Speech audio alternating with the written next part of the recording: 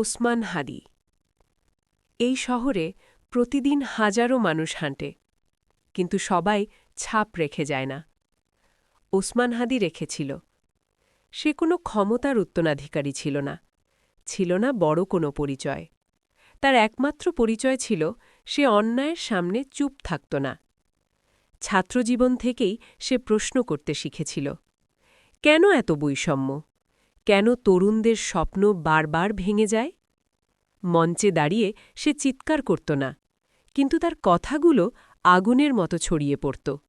সে বলত, ভয় পেলে চলবে না, কারণ ভয়ই অন্যায়ের সবচেয়ে বড় শক্তি। অনেকে তাকে ভালোবাসত, অনেকে আবার তাকে থামাতে চাইত, কিন্তু ওসমান হাদি থামেনি।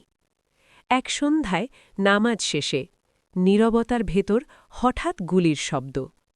শরীরটা মাটিতে পড়ে গেল, কিন্তু তার স্বপ্নগুলো দাঁড়িয়ে রইল। হাসপাতালের বিছানায় শুয়েও সে হার মানেনি, যেন বলছিল, আমি না থাকলেও এই লড়াই থামবে না।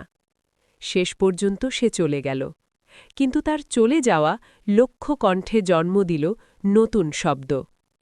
আজও যখন কোনো তরুণ অন্যায়ের বিরুদ্ধে দাঁড়ায়, তখন মনে হয় ওসমান হাদি এখনও বেঁচে আছে। সে ছিল না শুধু একজন মানুষ, সে ছিল সাহসের নাম।